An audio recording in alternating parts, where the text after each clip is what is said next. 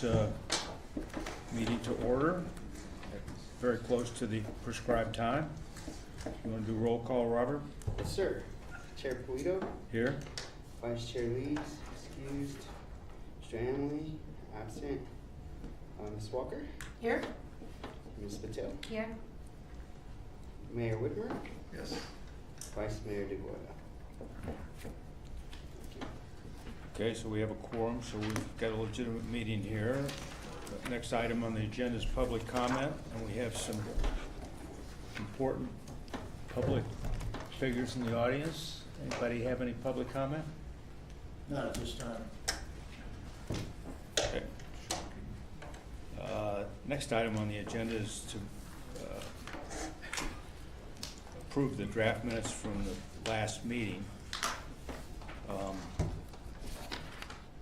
I read through them. I got a little confused at one point, but I figured it out. Just bottom of paragraph 4. I was trying to tie $17 million to expenditures instead of revenue. I figured it out. Okay. Other than that, I thought the minutes appeared to be accurate. Anybody have any? Looks good to me. Good to me. Could I have a motion to approve? And a second? Second.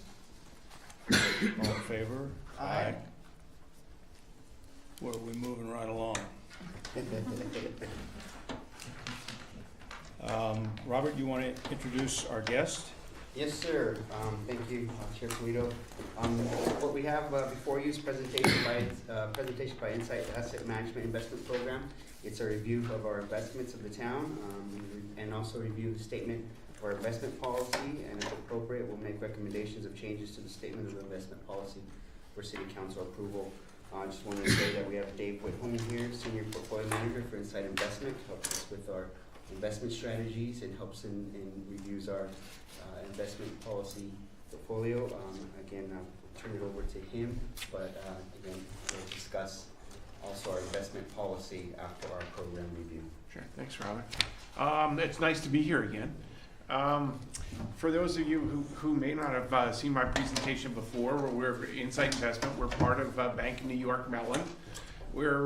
Bank of New York Mellon is one of the largest worldwide investment advisors. We've got about $1.7 trillion in assets under management. I always have to forget myself to say trillion as opposed to billion, but about 1.7 trillion in assets under management. Insight is about 800 billion. In part of that, we have offices, 2 major locations, in New York, where I work, and also in London. We also have offices in Australia and the Far East as well. I don't think I realized you come here all the way from New York to talk to us. I came in this morning from New York, so. But I've got some other clients. I mean, Menlo Park's another client of mine as well. So we've got a number of clients in the Bay Area. But it's nice to be here to see you, and Robert's always a pleasure to work with. So, my division is the public sector division. We manage funds specifically for public sector clients, both here in California and across the country. And I've been doing that for almost a little over 35 years now. So been a long time involved with the public sector. So with that, let me just walk you through a little bit about what's happened economically this past year, and that kind of sets the stage for what our strategies are and what we've been doing with the portfolios, and that'll look at the asset allocation and that Can I sort ask of a thing. real quick question? Sure. Is this the same as what Robert sent us? It is. Okay, but if anybody else wants a copy, you can have mine. Perfect. On page 6, I'm going to skip the commentary and that sort of thing. You can read that at your leisure. But on page 6, just at the top, kind of tells a big picture of the story, the top graph. And that's the yield curve of where rates were a year ago and where they were in January of this year. And we call it a yield curve because really all it is just a graphic representation of what we call the term structure of interest rates. So, what do you get paid on the 3-month treasury? What do you get paid on the 6-month, 1 year, 2 year, 3 year, 4 year, 5 year, 10 year, out to like 20 year? And generally, the further you go out in terms of maturity, the more you're going to get paid, just like you would naturally think. You go to the bank, you say, well, 2-year CDs are paying this, 5-year CDs are paying a little bit more. Because if you lock your money up for a longer term period of time, you think, well, I ought to get a little bit more money for that. However, and if you can see in the light green line, that's where interest rates were a year ago, and that was the case. You were getting paid a little bit more the further you went out into maturities. However, I will point out today, you see how flat that darker green line is. And in fact, you're getting paid almost the same for overnight securities as you are out to 5 years. You say, well, okay, well, why would we just keep our money in overnights? And Rob, why extend out into the 5-year area? I mean, we're not getting paid any more for it, right? You know, I mean, that's a natural inclination. Except that that's counterintuitive, because what this is telling us is we've reached a point in this economic cycle. In fact, I know I've been doing this for a long period of time, but for the last 5 downturns, we've seen this pattern where rates get very flat and sometimes they even get inverted, which means that short-term rates are paying much more than longer-term rates. For instance, last time, right before the Great Recession, overnight rates were paying 5.35 and 4-year treasuries were paying 4.80. So you had to give up 0.5% to lock your money up for 4 years. And what did everyone do? They piled all their money into the short-term rates, right? But that was actually the wrong move, because a year later, overnight rates were paying 2%, and a year after that, they were paying 0.25% as we went into the big downturn. So, by the way, these 2 lines which aren't labeled, they're 5-year and what? that's on the top of 7. If you go on the top of 6, these are just the yield curves over that 3-month, 6-month, 1-year, Now, is 2-year. this Treasury on page 6? Yes, that's Treasury yield curves. That's right. And so you can see over the last year, what has been happening is the Federal Reserve has been raising interest rates. And in fact, they raised them 4 times last year. And they raised them 4 times in 2017 as well. So they came up from a very low point, almost 2% over that two-year period. And the last Fed increase was just in December of this last year, and that was another 25 basis points. So they kept bringing up in 0.25% increments, slowly, gradually raising interest rates. Why? Because economic activity was pretty good. And when rates are very low, the Federal Reserve wants to bring those rates up a little bit so that if we go down into the next downturn, they have the rates a little bit higher so they can then ease rates again. And that's kind of the cycle of how it works. If you go to the top of page 7, just another graphic representation of this narrowing and the fact that interest rates are very similar right now. As I walked in here this morning, or I just checked a minute ago, 5-year treasuries were paying 241 and 2 years were paying 245. So they were slightly inverted. In other words, you were making a little bit more on a 2-year than you were on the 5-year. Typically, that spread is that's shown here is that it's actually positive, not negative spreads, not inverted, and it's inverted right now. And that is a real sign that we're getting close to the end of this recovery. Now, right now it is the second longest recovery that we've recorded. It's coming up on a 10-year time period. If it goes past July 1st, it will be the longest one that we've recorded. So we're getting closer to the next downturn than we were to the last downturn, right? We're just further along in this interest rate cycle. The question is, will it go another year? Will it go another 18 months? Will it go 2 years? And that's always a little difficult to tell, but I think we're coming, as the shape of this yield curve tells us, we're coming pretty close to the end of it. Now, I will tell you that if you look at the bottom of page 7, that's the GDP, or gross domestic product. That's the broadest measure of economic activity. And for the last quarter, down in September, the economy grew at 2.6%. Down a little bit from the previous 2 quarters, But we got an average for 2018 of 2.9%. That was pretty good for 2018. In fact, for this recovery, since we've been having this last 10-year period, the average has been right around 2.1%. So at 2.9%, that in fact was the best year in this recovery, in this 10-year recovery. So that was a pretty strong, you know, a lot of it was responsible for, we've been building up to that level. Now the president also cut some taxes, and that kind of spurred economic activity as well. But that's sort of short-lived, and now we're starting to see that economic activity moderate, and we're predicting only a 2.2 to 2.3% growth rate for 2019. Moderating, but not stopping. Not going negative in 2019, but slowing down from where we were the year before.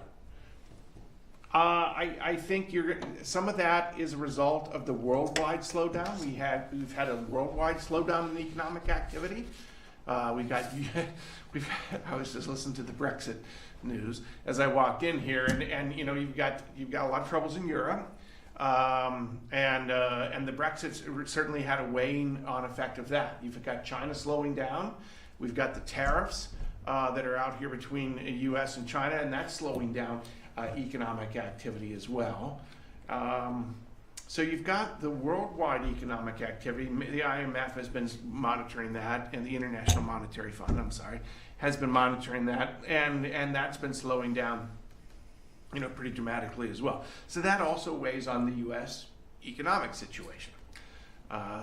Now, while we think it's going to slow down and moderate in 2019, again, it's not going to stop.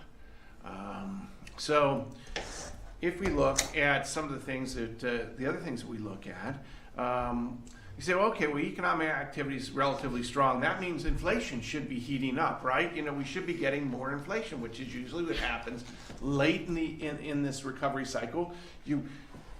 It builds momentum till it gets to a point where you've got a lot of low unemployment, and you have a lot of driving up inflation. But in truth, we haven't seen a lot of inflation in this particular recovery. Just came out this morning. The last couple months, CPI has been running at 1.6%, and it was just announced year over year at 1.5%, so slowing a little bit more. The Fed's target is to have it run around 2%. 2% is a target. If you think, for us that have been around for a while, we always think of inflation as a bad thing, because we remember the 70s where inflation was very high, and we got to fight inflation, and Nixon had a program with inflation now, and in fact, inflation's it's like rain. It's not necessarily a good thing or a bad thing. If you have too much of it, you have a flood, and if you have too little of it, you have a drought. And the Fed's target is to have around 2% inflation, because that moves the economy forward. You think of it yourself. If you're going to go out and buy a house or a car, and you know it's going to go up in price next year, what do? You say, well, let's buy it this year. So it moves economic activity into more current periods. And if you thought it was going to go down in price, you might say, well, wait a minute, housing's going to get cheaper. Let's hold off on buying that new house because prices are going to go down in a year or two. So what does that do? That pushes economic activity out into future periods. So they always want a little bit of inflation. It's kind of like a wind that blows the economy forward. So right now, we're not meeting the Fed's target. At 1.5%, we're under the Fed's target. Even if you take out food and energy, which are the most volatile components, it was running at 2.2%. For the last couple of months, it actually dropped this morning to 2.1%, so you had a little bit more moderation there. What else is behind this? You have been seeing some wage inflation, and for those of you who are employing people, you know that it's getting harder and harder to find people for the current wage structure. So you have to pay up for people, particularly people with skills and talent. So that should be adding to inflation, but it's not. Some of the other things that are holding it down, some of it is what we now call They call in the marketplace the Amazon effect, which is that, from your phone, you can instantly look at the prices of any item you desire to buy and, see if it's cheaper online and have it delivered to your house, in 2 days, or should I buy it here at the local, Best Buy and that sort of thing. And that does keep prices somewhat down. I mean, it really has a moderating effect on it. But it's also the fact is the globe gets smaller and smaller, or as it seems to get smaller and smaller, and you can move things from one location in the globe to another location relatively easily. It has a check on prices because you can get things across the world relatively quickly and easily. So it really, where there used to be barriers before, if you wanted to buy something from South Africa, or you wanted to buy something from Vietnam, now the barriers are pretty quick. I mean, they have the systems for shipping things are all pretty well figured out and pretty seamless. So that's a moderating effect on inflation, and inflation really has been a problem. So the Institute of Supply Management is another thing we look at. This is called the Purchasing Managers Index. What they do is they go out and survey purchasing managers around the country and say, do you have a lot of backlogs, or, are orders getting filled real quickly, or do you have problems getting supplies in? It's the reason we like it. It looks at economic activity 6 months out. So it's kind of a predictor of what's going on down the road. And this is set up as a diffusion index. Anything that is above 50 is positive, and anything that's below 50 means that it's contracting. Right here, as you can see, while it's moderated somewhat, just like I said, we're just a little bit of slowdown in December and January, it's still at 56 on the index on both for manufacturing and the service sector, non-manufacturing, both very positive. So this is telling us economic activity 6 months out is going to be pretty strong too.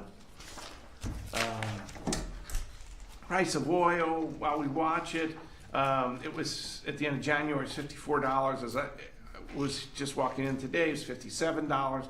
It's been pretty moderate, considering that it was $100 a barrel, as you can see back in 2014, only a couple of years ago. Why is that? Well, worldwide demand for oil has been relatively modest. And so even Saudi Arabia has been cutting back some of its supply.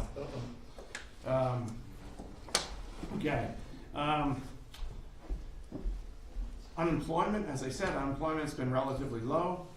When I went to school many years ago and took economics, we used to say that frictional unemployment was running right around 5%. And that was a pretty hard number, and that when you got down below 5%, it was kind of a bottom. We're at 4% now, or we were 4% in January. We were 3.8% in February as the number came out. So unemployment's low. It hasn't been this low since the tech bubble back in early 2000s. If this recovery keeps on for another year and we keep adding the number of jobs we're adding, it's probably going to head down towards 3%. And it's certainly going to hit by the midsummer about 3.5%. So that's low unemployment. Now, wages have been running around 3.3% wage growth, and that's across the board. So it's, obviously every different profession has its different increases.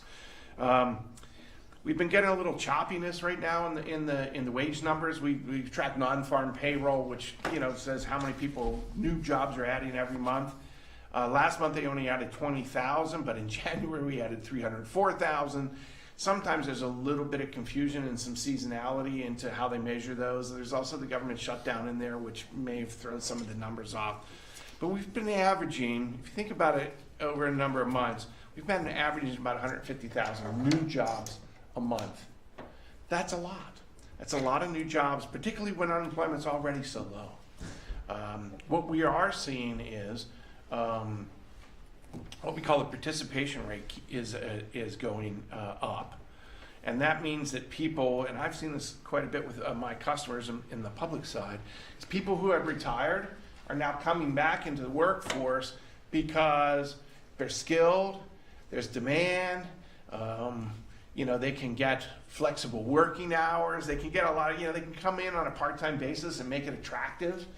So you're getting a lot of the guys that had worked for 30 or 40 years retired, and I've got a couple of my customers who left and then came back, or came back to another one of my customers, and so they're coming back in from the field because they get a little bit more flexibility, and some of that's because of the unemployment rates are so darn low. So you see that quite a bit. And you're seeing a lot more flexibility in the workplace. Even BNY Mellon now allowed us to go casual during the workday, which is something that they never did at any banks. And they're debating now whether they're going to allow people to work from home. So at our division, they won't do any of that. So, but that is part of that element of, there's a lot more people, to attract employees is getting harder and harder. Existing home sales, we had a pretty good January. Now we're getting some February numbers. Those are starting to moderate. They think some of that is because we've had such high growth in housing prices and not as high a growth in wages. So if you got housing prices going up at 6 or 7%, you got wages going up at only 3%, you got an affordability problem over, I don't have to tell you guys here in Atherton about affordability for housing. It's, the most expensive place in the country. So let's look at some of the performance numbers, and then we'll talk a little bit about it. You have to keep in mind with these performance numbers is typically we benchmark against a little longer benchmarks. You've been holding a lot of your funds relatively short because you've got some building projects going on. So we've been keeping those funds pretty close to the vest. Now that has somewhat changed a little bit, and we've been adding some more duration lately into terms of security. So the average yield on the 2-year at the top of page 12, you can see it's been going up relatively quickly because the city's portfolio has not been quite keeping pace with that, in that it's been quite a bit shorter. But at January, you were 0.5% behind where the 2-year was, and you see the 2 years started to come down, and the city's portfolios continued to go up, and those are going to come up and meet and probably cross at some point in 2019. So you guys been instructing them to bring the term down to days instead of years? We've been trying to keep things a little shorter. We were out to bid, remember, last year for the Civic Center project, and anticipated award last year. So we've been shorting some of them for a while. We have an inordinate amount of money in the state thing too, as opposed In to Leif, yeah. Correct. And I think this year, as we kind of have an understanding where we're at with the project, what we'll probably do is drag out the maturity on our investments. We'll reinvest some investments and do the timing, whether it's another year to 2 years out, and then time based on the construction payment cash flow, and kind of mirror that and reinvest and know that our investments can come in within a year or two. So what's your mechanism to tell him what to do? Usually we just look at what comes up in maturity. We communicate, okay, in about a week, bond's going to come into maturity. This is what we will look at. Let me know if we want to look at other investments, and then we'll look at that.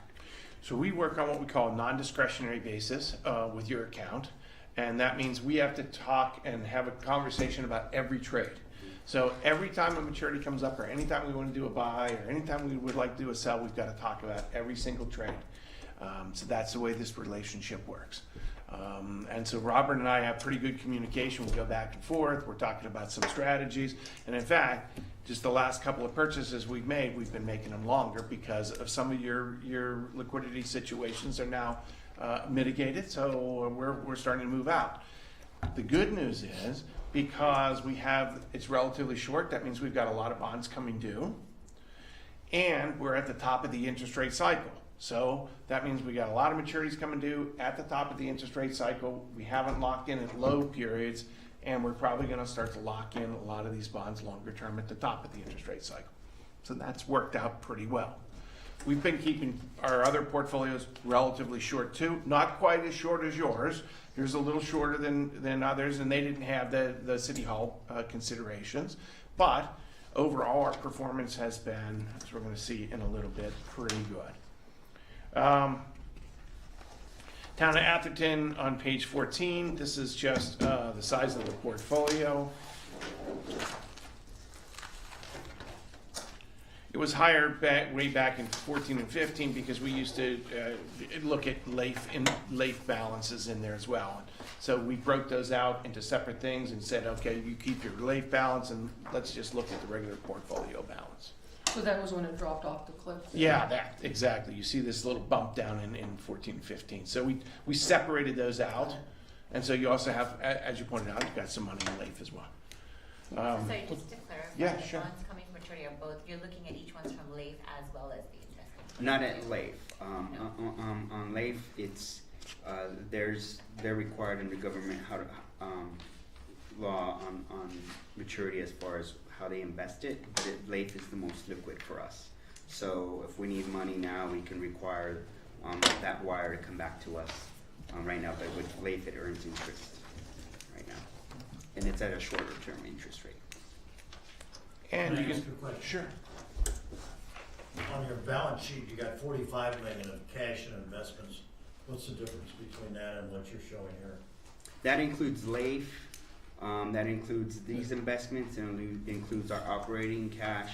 It also includes what we have with the San Mateo County Library, which is about 8 million of that 45 million that we do not have on hand, but it's reported. Where is LAIF in the balance sheet? It'll be on, in cash and investments in the notes. In the notes? Yes. Well, LAIF is on the balance sheet though, isn't it? Yes, Yeah, it's it's part of cash. that. It's part of our cash. It's a big number. But in the second note, I think they usually break that out. Right. There's another number of 53 million. I don't know where it is, but I saw it the other night when I was looking at it. We can meet offline if you like. Discuss Well, I'm it. just trying to reconcile his number here to the 53 million that's on your balance sheet. Right. But again, this is as January of 2019. That's of June of 2018.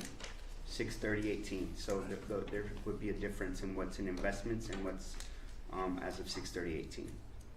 It's a big difference. Well, we only manage a portion of the funds. I mean, that's for sure. There's 19.3 million in LAIF right now. And what are they earning? Do we show that someplace? Not in our financial statements we do. Right now, it's I think it's about almost 2. 2 and a quarter, something like that. Right. Right now, it's about Really? 1.56. Really? I didn't think it'd be that high. No, it's So short-term is that- rates have been going up. That's that part of that parity thing, right? What is their investments about the same as yours, or? Their investments are different than ours. Their investments are generally shorter than ours. So they're gonna be relatively short, but keep in mind, those short-term rates and those long-term rates are coming up. Right. So, and you're always gonna see this at this point in the cycle where overnight rates and term securities start to get that same rate of return. Now, that's only for a period of time until there's a downturn, and then that liquid one starts to go down quickly. Right. I see. And It's at like a money 2000 market. Right. And at 2008, LAIF was paying about 5.4%. Mhm. And it was the most. It was short. And then And LAIF is overnight, in the footnotes? yes, sir. And overnight, it went from 5.4% to almost nothing. Yeah, went down to about 1/4%. See, it was a money market account. It's essentially, that's what it is. I mean, it's a very liquid account, and it has high rates at some points, but then it goes down. Now, what we're trying to do is say, okay, you've got a portion of your money liquid in LAIF, and you're diversified across the yield curve by also having a little bit of money's a little longer, right? So you've got a little bit of money longer and a little bit of money shorter. So can I ask a Sure. question on, so the portfolio balance ending market value that we were discussing? I see that the last bar is 17,180,975. What I can't tell, my eyes aren't good enough to figure out, where was it right after it dropped off, right after the LAIF moved out? What, do we have that number? Because looks like it's close to that, but I can't tell if it's a little more Yeah, or I'm not sure less. if we had that, right, it was right around, it was a little higher than that, maybe right around 20,000, And or 20 million. do we take money in and out of this, or is this pretty much a fund that we just let go? No, we usually both. We Okay. either take money out or reinvest it. And last year, what we started to do is take money out and put it in LAIF short term because we figured the project was gonna start last year. Okay, so the fact that if I look at this at August 2015 and December 2018, and it looks like it's about the same or a little less, that doesn't mean that the investments are bad, it just means we probably took more out than we put in. Correct. That's right, Thank you. that's right. Well, wait, let me just push on that a little bit, because I think that's the right question. And when I look at this, it looks like we started to reduce this portfolio balance in about August of 17. Correct. But we didn't expect to need funds for the Civic Center back then. But this And was we had August. loads in LAIF, which would have covered the Civic Center, so why would we be moving? I mean, I don't know, if the interest rate was better in LAIF, then that looks good, but if the interest rate was less in LAIF, why wouldn't we, take advantage of the higher rate?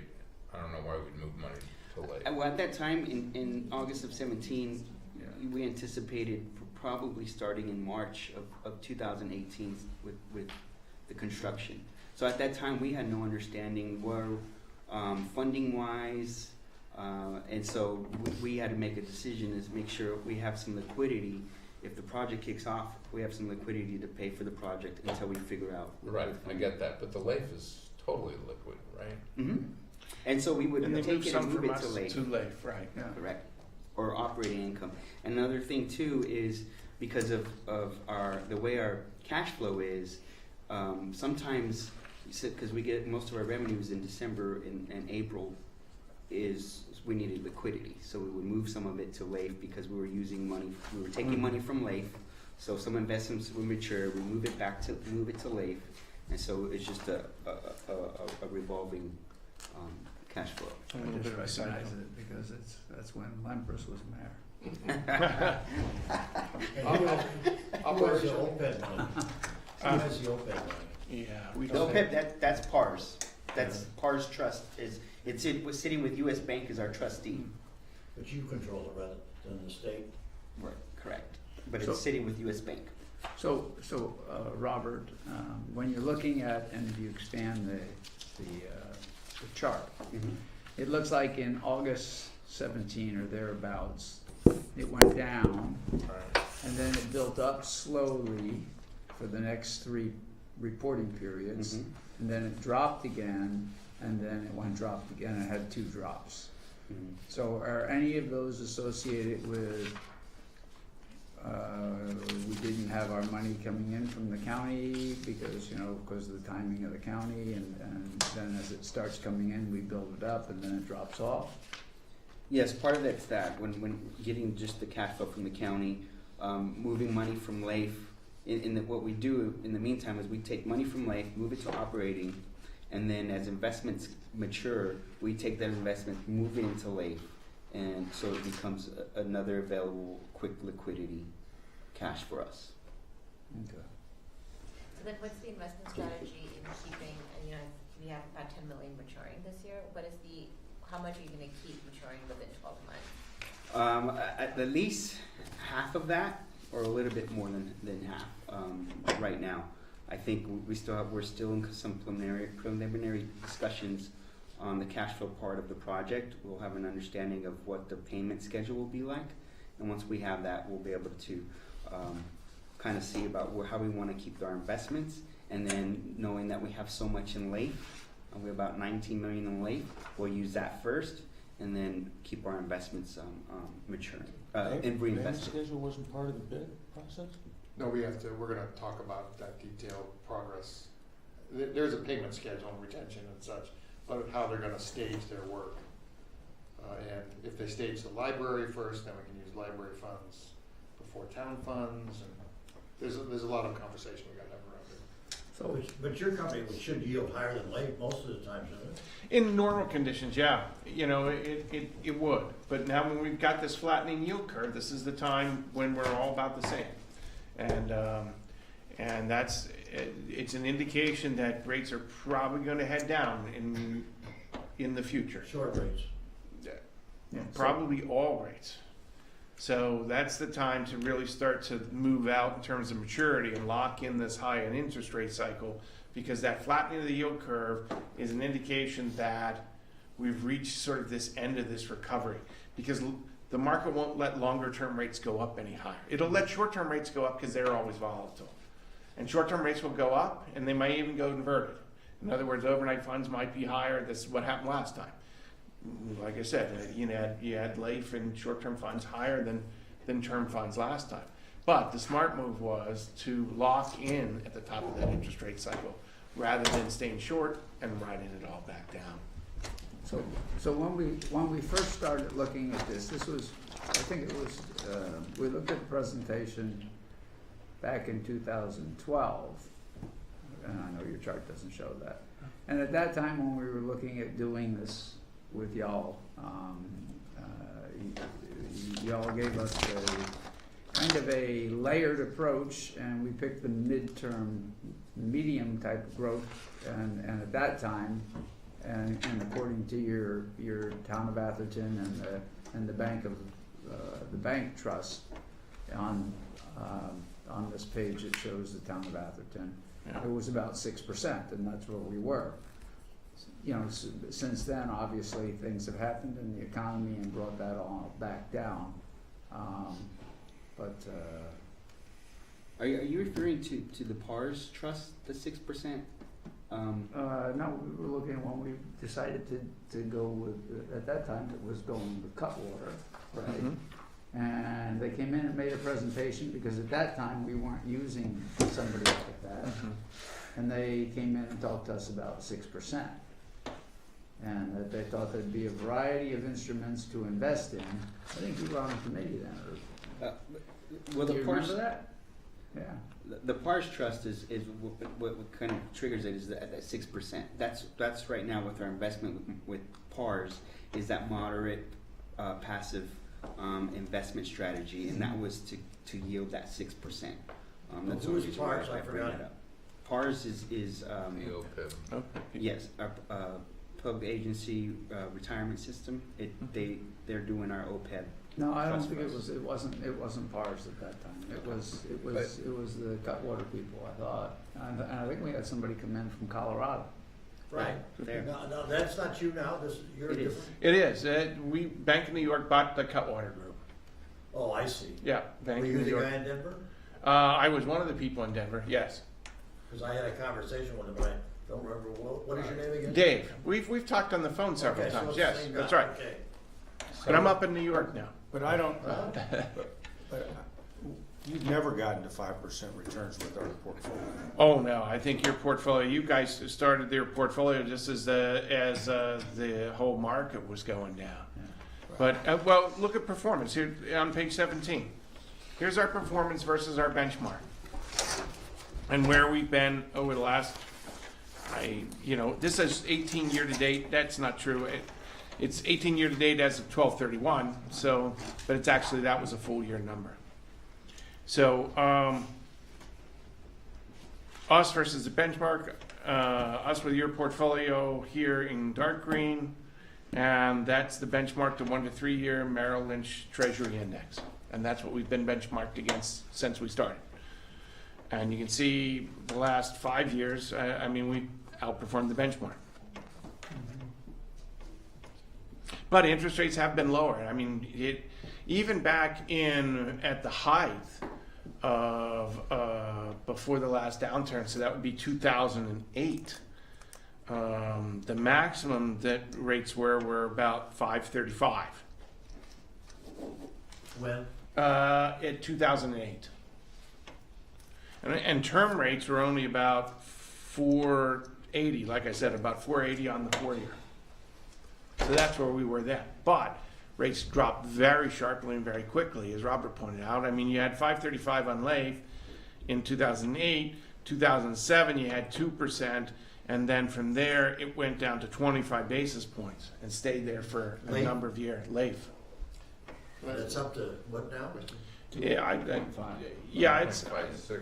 yeah, but I think it's maybe a little higher than that now. Almost 1.8. Yeah. Robert, Yes, how much do we have in LAIF right now? about 19 million, And how much do we have in 17 million, 15 million? So that's 36 million, right? and then So about operating about 4. So About about Where's the 4 rest? million. About, At 53 million. 8 of that, 53, is library funds. Library fund. And we've had operations, operation expense, OPEB is part of that.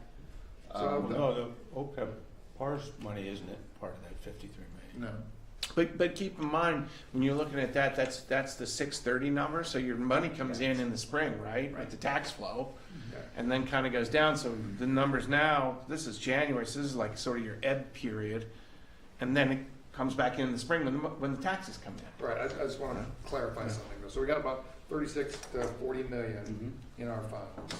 And that includes not the library fund, that includes CIP fund, general fund, capital improvement, all that stuff. That's all in there. Mhm. Over the next 28 months of our Civic Center project, We'll spend it all. we're gonna spend approximately 28 to 32 million of that amount of money. Yes.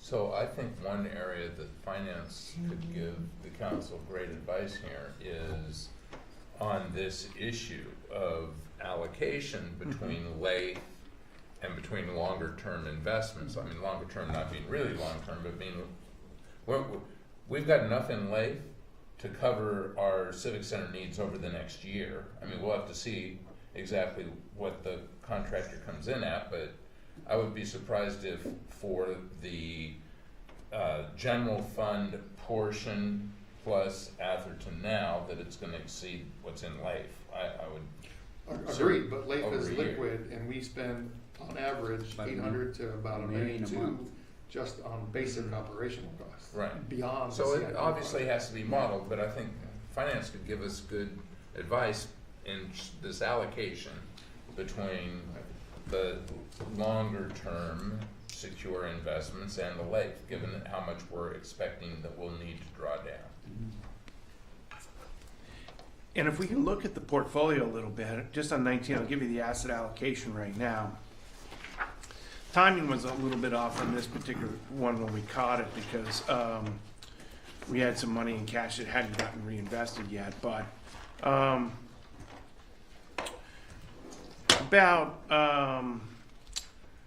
right now, about 15% of the portfolio is in corporate bonds, 65% in government agencies, and a little bit higher, around 12 or 13% in treasuries. That's the government bond piece of it.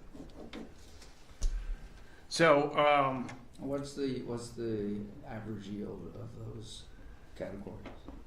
you know, it's not on here, but the total portfolios right now is averaging just under 2%, around 1.93.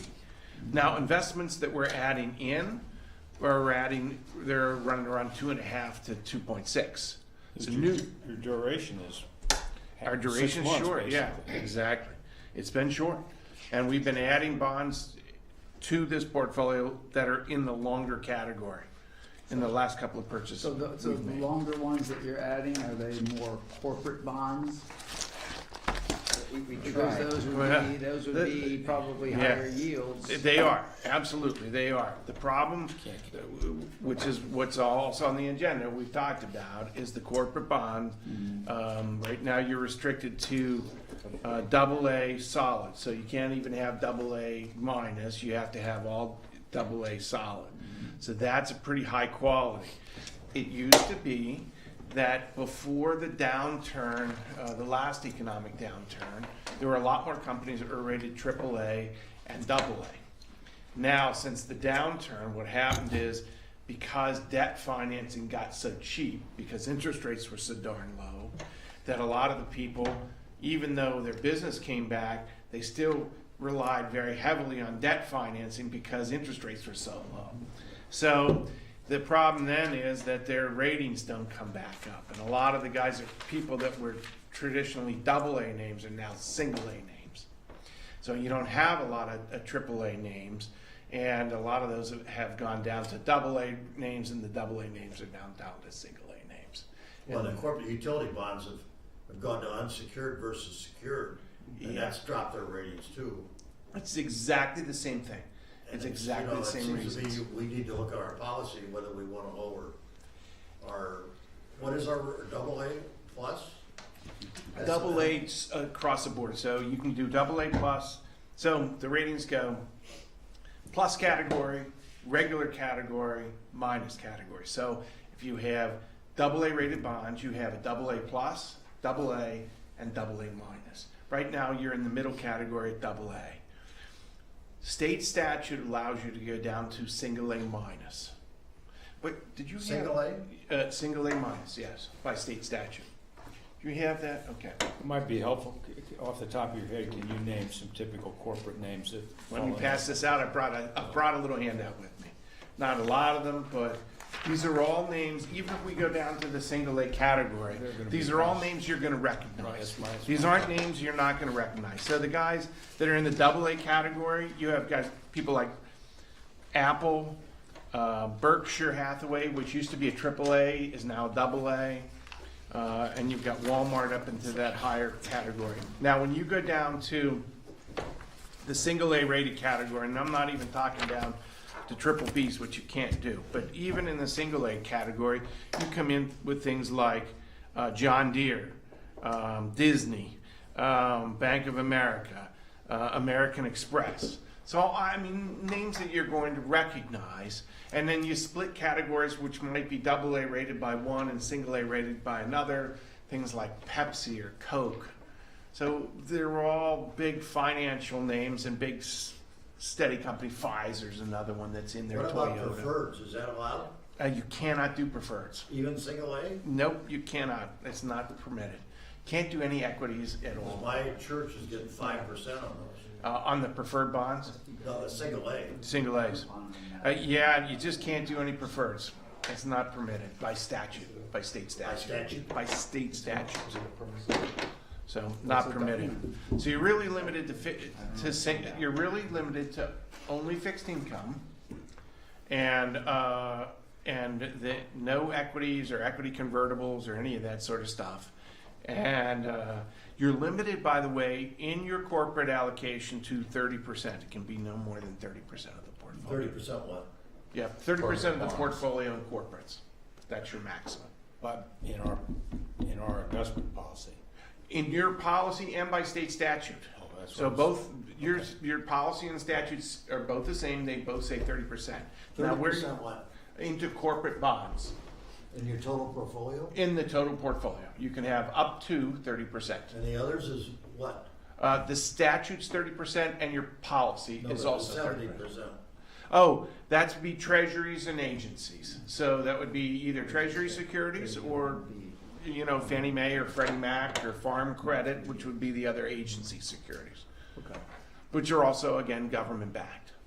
So you're up in the upper categories of this. I mean, still investment grade. That's why statute is still high. Investment grade is considered triple B and up. But you're still in the A or better category. Oh, do you have that default thing? I thought this might be helpful. Let me just run you through on munis.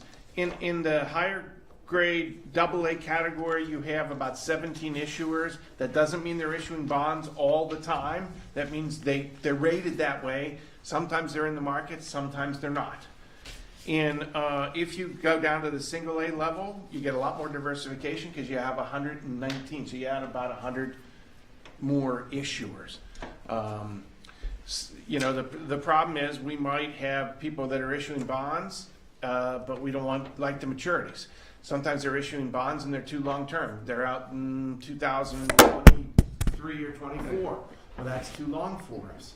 We want to keep maybe in that 3-year area. We want to go out in 2020 or 24 or 25.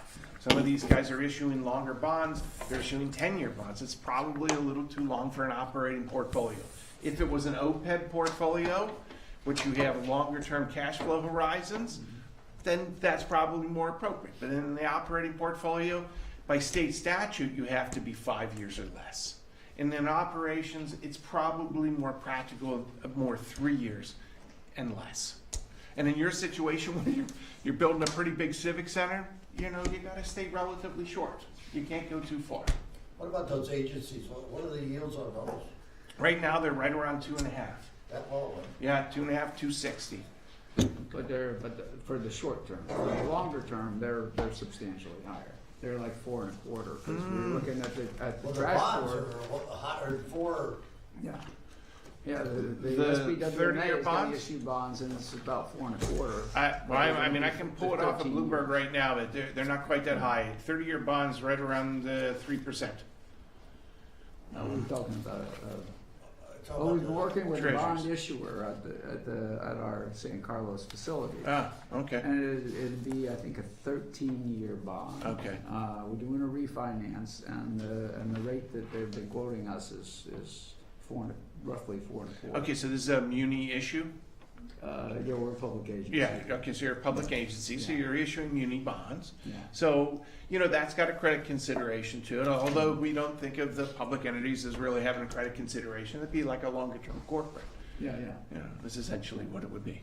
Okay. But if you're looking at 30-year treasuries, you're really looking at 3%, so it's, and you can go, 30-year. yeah, you can go on Bloomberg, you can take the Bloomberg app, and the Bloomberg app has it, you can see it right there every day. Now, give you the rates on a daily basis. So, The Fannie Mae and the Fannie, whatever they are. Fannie Mae and Freddie Mac, the spreads between treasuries and agencies right now are very tight.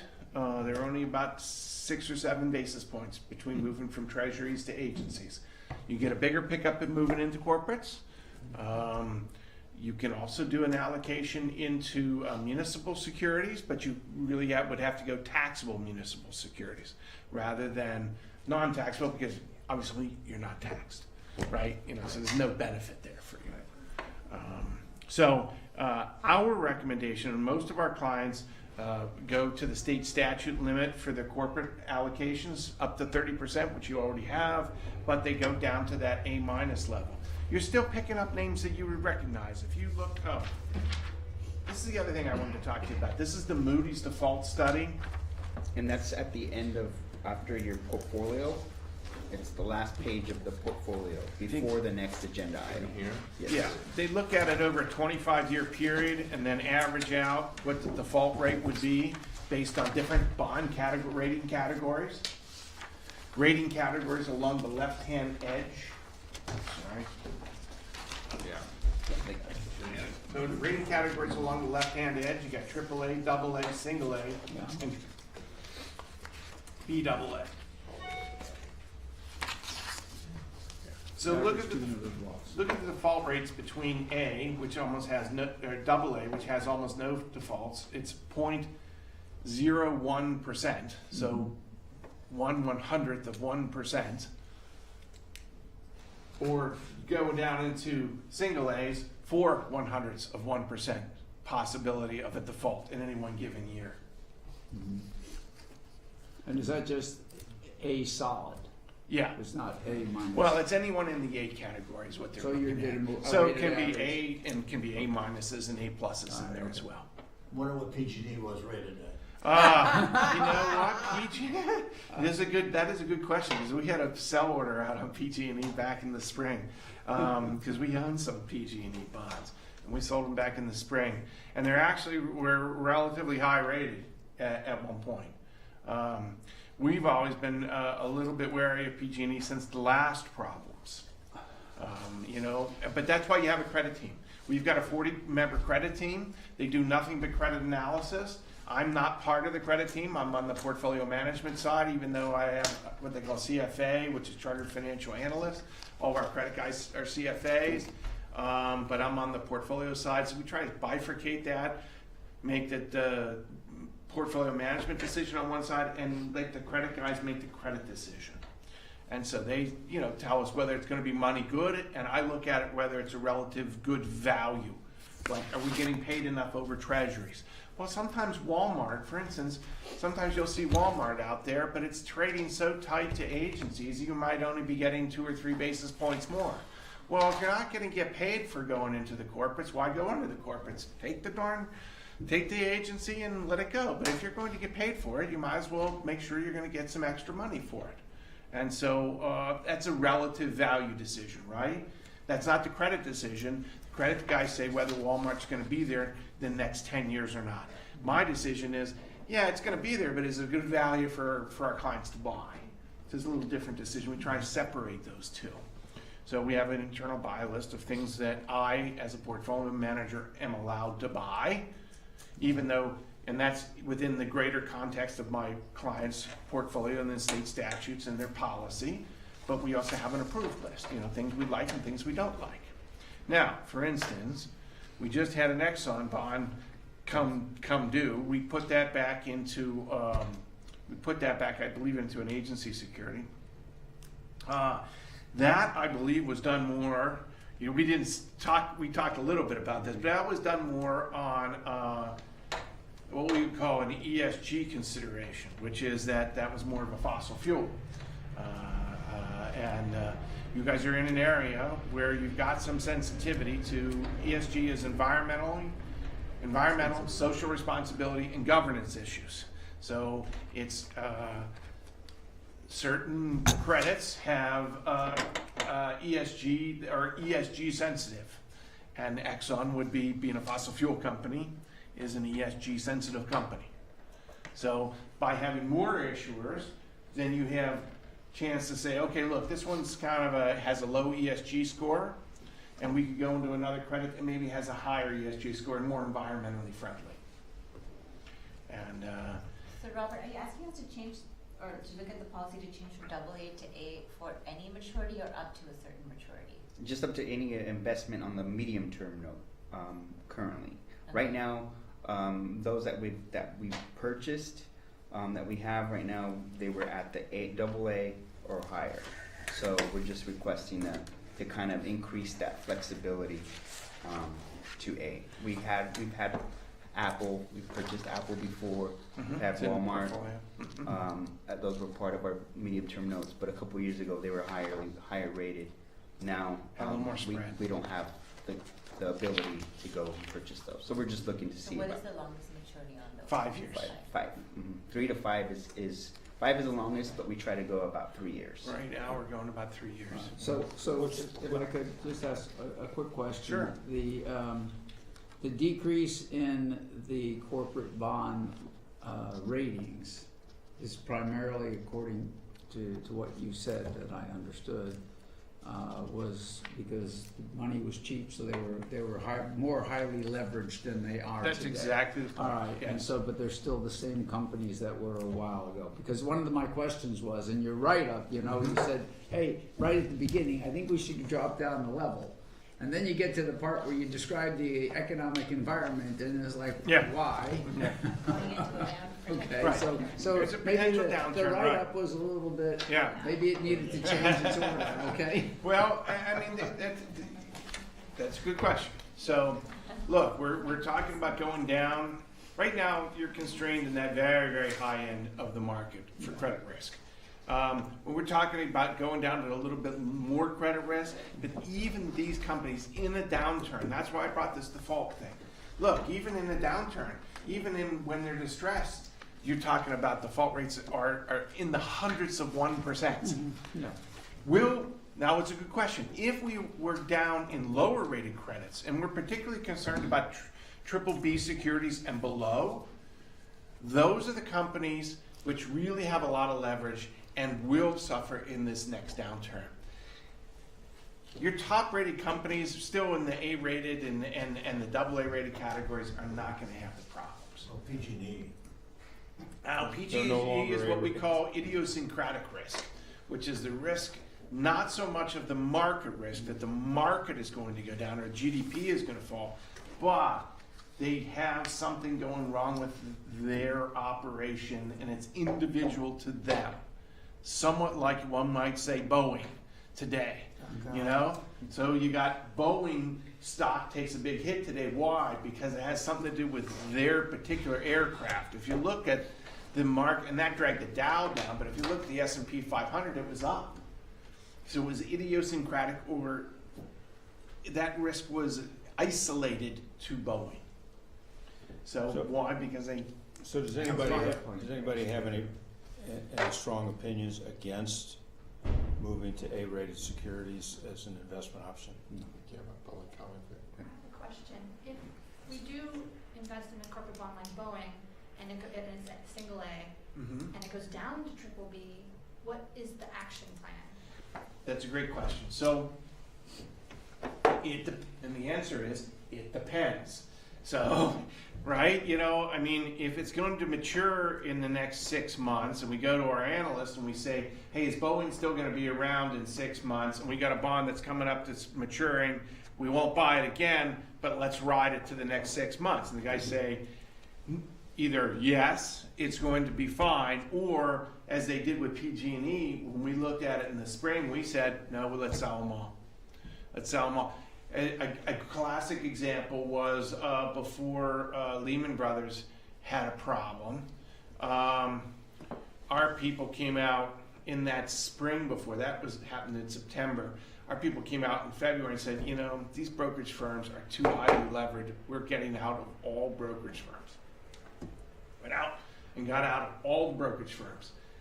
Now, we didn't know that it was going to be isolated to Lehman Brothers, but we didn't like the leverage of the entire sector.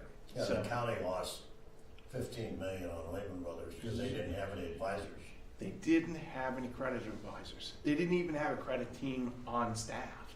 We've got 40 individual credit analysts. That's part of what you pay for when you pay for having an advisor. You Well, pay but for we the lost some something things. out of that 15 million, I don't know what it was. But we recovered it. We got, over Recovery. from 2012 to 2014, we received money. What money did they have? From the county. At that time, we were investing in the San Mateo County pool. We no longer do that. A Leif type pool? Yes, but we don't longer, us as a town, we don't no longer invest in the San Mateo County pool. What But is- we receive money back. I think about $400,000 we got back. What is our maximum exposure to each corporate? Are we looking at Ah, 500,000? that's That's another not good 5%, question. it's in our investment policy, isn't it? 5% is in the investment policy. As a practice, we try to keep it around 3% or less. And if you look at the corporates, we have them in the portfolio. Turn to page 23. And you'll see all those corporate pieces are in here, and the percentage is on the right-hand column down the side as to that individual allocation percentage of the portfolio. And keep in mind, that's only a percentage of that term portfolio. That's not a percentage of your total portfolio, right? So the term pieces of this, we only manage a half your portfolio, the other half's in Leif and some other things. So it gets distributed. But just to follow up on your question, so if it's close to maturity, we make a buy or hold decision. Otherwise, we've got to go back to the credit analyst and say, what do we think? Do we think it's going to recover back? Or do we want to just, we have to take our lumps and get out of it? The ideal situation is when your people tell you beforehand, hey, we think it's going to have a problem. We think we should start to move things out. And that's why we have the credit analysts to really look at those, and they actually do write-ups on hundreds of companies, and they actually they meet with them, and they attend calls and all that kind of thing. So they do corporate balance sheets on all these guys and cash flow. So the percentage, just to make sure I understand it, because I see in this far right column on page 23, it says, I think it means percentage of portfolio Yeah. cost. So is the percentage based on what you bought it for, or Well, what there's the a current two value ways. is? There's two ways to look at it. Because in the policy, it says at the time of purchase. Okay. So now you're looking at a cost basis, right? So you're looking, if you want to do your percentages, you can do it at the time we bought it, or you can say as the market value changes, Right, you can look that's at the it. It's not that far different right now. But they are slightly different. So it's in the current market value or at the time we buy them. This one happens to represent it. We actually track both. This one, in this pricing, we do it here, but in compliance, we actually do it on market basis as well. Here we show it represented at the time of purchase, which is what the policy says. So related to that, Yes. the charts on page 16 and 17, fair value return Yes. versus amortized cost return, which Yes. doesn't look so hot. Yeah. Just off the top of my head, might get you fired or something. But I don't fully understand the difference. Okay. So Sorry, when what page again? 16, amortized cost return is basically just like a yield on the portfolio. And keep in mind when we're tracking it versus the 2-year treasury, we're looking, at one point, had a 2-year portfolio, but now we only have like a half a year portfolio because we kept it so short. So that's why it's a lot different than the 2 years, right? We're not nearly that long, but we're hoping to get the portfolio back that long in that way. But on the amortized cost basis says, okay, we're not gonna, that's the amortized cost basis, we're just looking at income. If we look on a total return basis, we look at the income piece, but we also look at the value of the underlying assets and have they gone up or down in value. So that's what we call total return. It's generally the way the investment business looks at the portfolio is to say, yeah, sure, your income was up, but you lost $1 million in value. So you got to adjust that, right? You made $1 million in income, but your bonds went down in value by $1 million. So your outcome was zero, essentially, on a total return basis. Do you have a total return assessment? Total return assessment is on page 17. And the benchmark used there is the Merrill Lynch 1 to 3 year Treasury Index. Keep in mind that duration on that index is about 1.8 years. So similar to a 2 year. You're much shorter than that now, obviously. So Dave, Yeah. on page 19, you have a recap of I don't know what the period of time is. It says as of January 1. Yeah, when I finish, when I look at it, and it looks like you're selling, we've sold corporate bonds and government agency bonds and other government bonds, and we've sold them at a loss. And it's difficult for me, unless we're buying them at a premium, or a substantial premium, why we would be incurring a $67,000 loss on That it. means they have a loss right now in market value, right? That's exactly, that's Oh, right. okay, Not so that we these sold. are not, okay, so the, Unrealized loss, yes. Okay. So if you hold these All right, bonds got to it. maturity, that loss goes away because they all mature at par. okay, no, I understand that. I thought that this was a performance.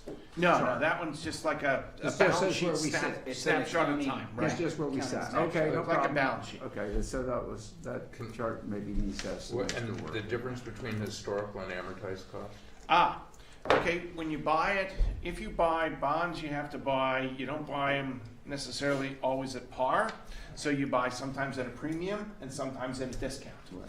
So if I issued $1 million bond and it had a 2% yield, if rates went up and now bonds of that type were paying 2.5%, this bond has to come in at a discount in order to equate it, right? So you lose some market value in order to make that on the 2% coupon bond to make it 2.5. Or vice versa, if bonds are now at 1%, that bond goes up in value, 1%, to offset that. And the difference, which is amortized? Okay, so when you're holding that bond over a period of time, it matures at par. So if I bought it at a discount, it accretes up towards par, which means it's slowly gaining value because it comes back at 100 cents on the dollar. Look, you bought it at 99 cents on the dollar, and it now matures at 100 cents on the dollar. So over time, we got to add a little piece on it. Every day we add a little bit. So that's par. And that comes out at par. So when you bought it at $1 million, it comes out at $1 million. But is par amortized? I Par- understand yeah. the par issue. What I don't understand is historical cost actual cost?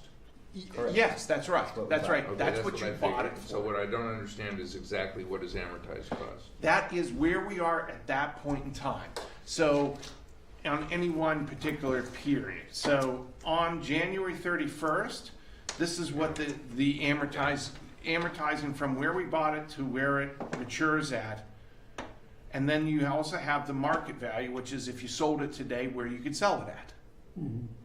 So when you're comparing the unrealized gain and loss, it's the difference between the amortized cost and where you could sell it at now. But we would be earning, even if you pay a premium, there's a difference with the premium price and the premium you're getting on the coupon rate. That's right. And so where do we see, do you do a chart that shows your value, but your accrued value as well, that would show, okay, yeah, you paid a premium for it, but you're earning it 5% or something like that. We do have some of those, actually. If you're saying like a yield report, that's under page, that starts on page, look on page 28. Okay. And that has, so it takes into account what your coupon is and whether you bought it at a premium or a discount, because that gives you what is effectively your, what we call yield to maturity, which is how much either premium or discount you have and how that plays out over to maturity, plus the coupon rate that you would be getting. And those combined together come out into what we would call here purchase yield. Okay. So the best ones we have right now are Microsoft. What about that Wells Fargo? Are you comfortable with that? Well, I mean, we are comfortable with the credit if you're asking that. Now, it depends on what you want to look for. So Wells Fargo is an ESG sensitive name.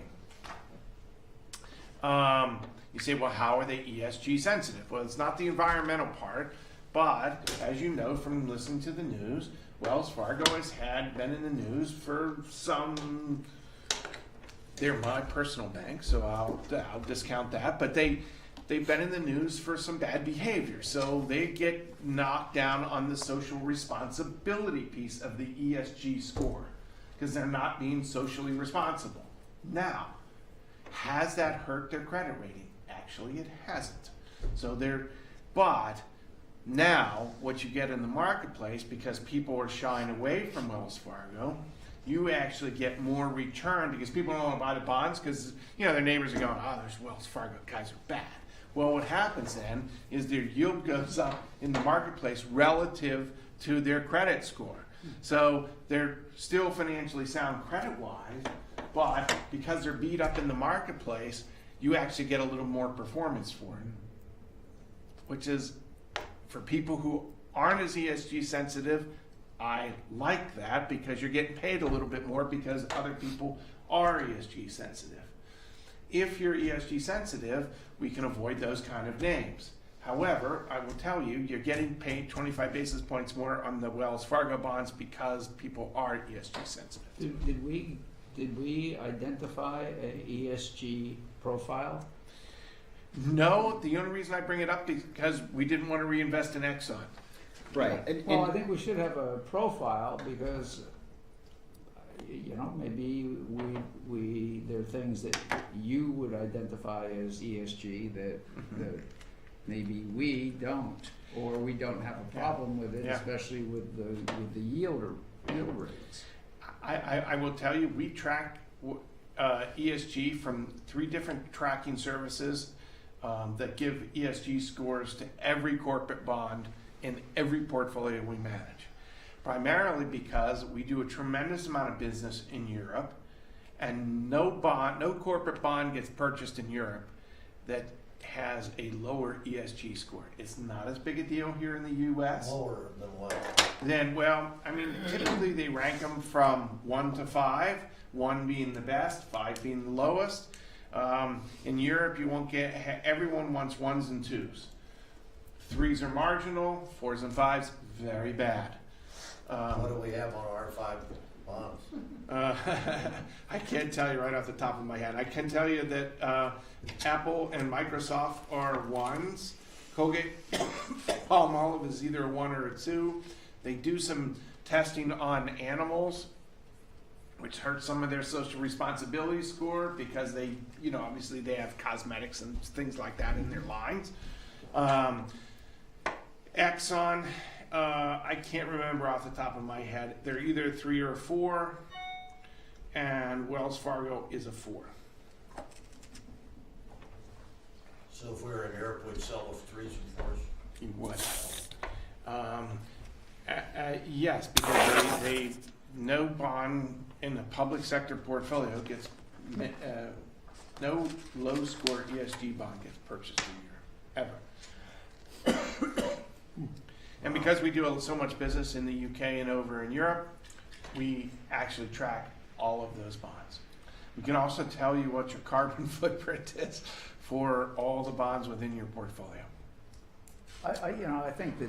if it's important. Some of the ESG stuff, I was actually involved with a major corporation where we got tainted with something that if you drove down, somebody held a press release and said something, Mm-hmm.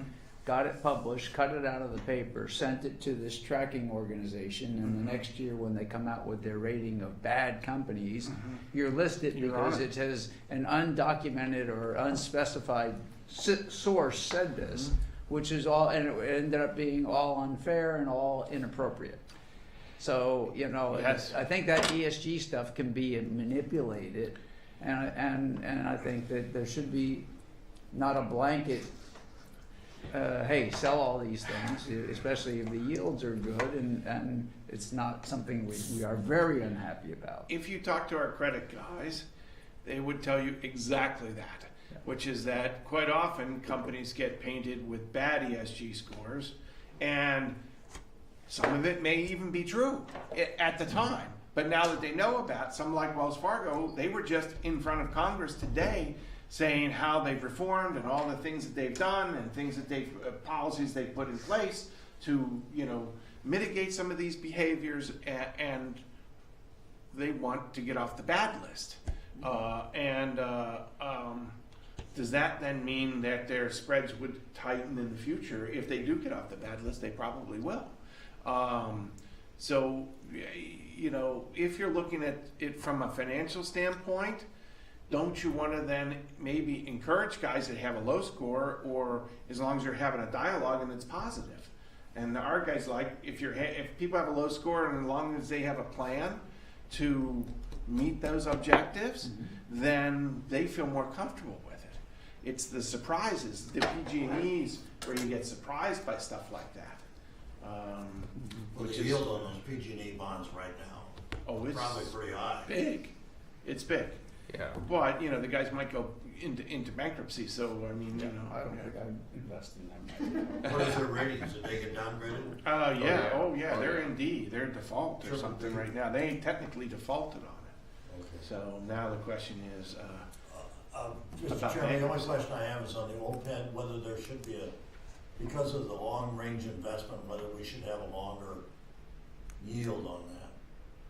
To get a That's- higher. well, that's kind of- Longer That's maturity. a separate discussion. meeting. We- Right. When we We have can't. the PARS people in. Right. And in fact, I think we did make a change at the last meeting in terms of something in the I think investment scenario with them. I believe we kept it Moderate. the same, the moderate. We Left it discussed exactly the same. We kept So- it the same. But anyway, it's a separate topic. Right. Our action item here Change at it. this meeting is to decide whether we're gonna recommend that the city council move to change the investment policy to include A-rated securities. Bonds, And I- corporate bonds. yeah, corporate bonds. On medium-term notes, correct. And will repeat my question, does anybody have a strong objection to that? Because it seems like it would make their job easier in managing this money. Well, I understood that the recommendation from our expert was the A minus, I think you said, not A. Yep. So What we we have to call- be clear on which No, one. but his position is anything in the A range. Right, and so when we put it in the policy, we put A, and then we put it in quotes. Okay. And that, in our parlance, means anything in the A category, whether A plus, regular A, or A minus. And that would also mirror your policy, mirroring state statute. So I don't hear any objection, Bob. Why don't you take a motion and vote on What is your proposal? Is it A minus two? Just Well, A. I'm trying to clarify that. Yeah, that's fine. I didn't understand it that way. Now I'm looking for the, It's on page 2 of the yeah, staff report. Page, well, I'm looking at the Oh, markup the of policy. Mhm. on page 3 of the investment. Right, And you don't that's have what I the looked at. 119 insurers, how many are A plus, A minus? These would be, the 119 would be triple A down to A minus. So in that whole category. But by really putting, broaden out your by issue. putting quotes around the A, we're including A minus. That's correct. See that? That's correct. I don't consider that intuitive, but, Yeah, I'm sorry, But that's what it means. but I I'm sorry, understand that is a little inside baseball, that is true. That's what it means. Then I would entertain a motion to make that change or to recommend that change to our investment. To A-minus. So you don't think we need to clarify? Because I mean, I wouldn't have understood it that way either. Well, Robert will explain it. Well, I mean, it needs to be clarified in the minutes for sure. Yeah. Yes, absolutely. Yeah, we can do Yeah. it. Either way, I mean, we can manage it within either way. It's to mean A in the quotes means A minus and above. That's right. I would be explicit about that. No Yeah. reason not to. This is our resolution. Yeah. He knows his marching orders. Well, then I can entertain a motion to be explicit about that in the verbiage. The verbiage So, be Rick, changed Rick, from how A. would you propose to do that then?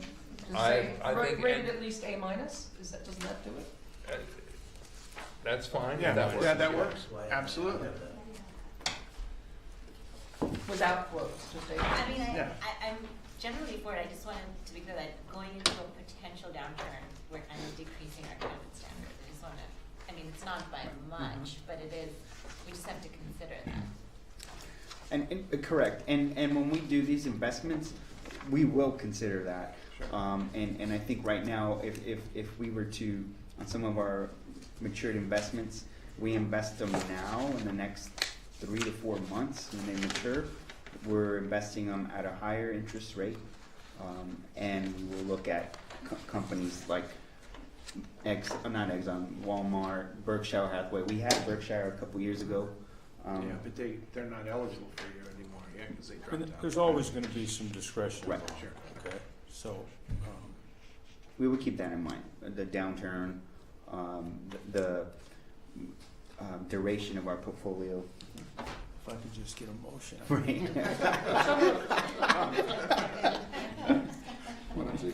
Any further discussion? I have a motion and a second. All in favor? Aye. All right. So- Do you have any last, I have a question, Bob.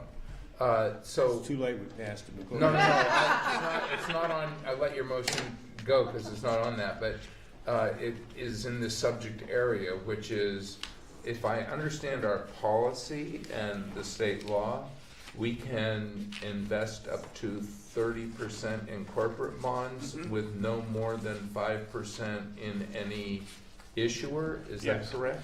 The 5% is a policy limitation, that's correct. Yeah, I'm but looking it's for not policy statutory. and law Okay, yeah. guidance. Mhm. And right now, we have Less than 10. 13.4, well, we had, before we sold to Exxon, 13.45% invested in government with 2.93 is the most in any single issuer.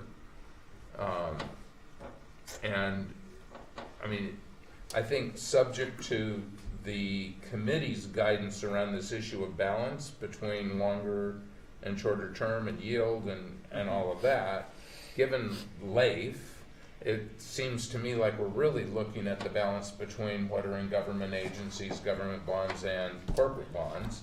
And I'm not sure why we wouldn't be much closer to that 30% number since it generates better yield. I think if we go back and look at older reports, we We were. were. Okay, I think that's Right. what you would expect normally. But then the It's- ratings It's all changed. this, I see, the ratings change and that had an impact, so this will Oh, yes.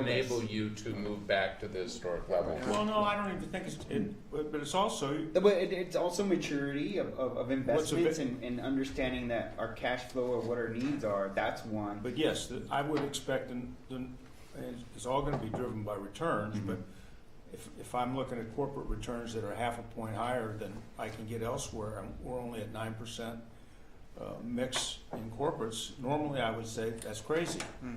But our mix, I mean, having more money in life than with these guys would normally be considered crazy. I agree with that. Right now, it's working in our favor, this Yeah, right. this very That's right. instant. Right, That's right. At 30% is Now. on everything that we have in savings, including the LAIF stuff? is it the combined 19 plus 17?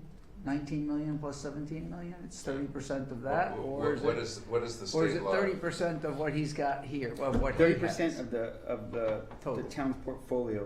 Right. But right now, our portfolio in this investment is, we're making sure that it's not more than 30%. On LAIF is considered a short-term investment. Right, I got that. It's not. No, but he's asking what is the denominator that yields 30%? Is it 30% of 19 or 30% Uh, of 17? Technically, 19. this is a good question. 30%. 30% 45. of the total Yeah. portfolio Of 40. by the statute. So when you make it statutorily, it's your total portfolio. So technically, it includes LAIF.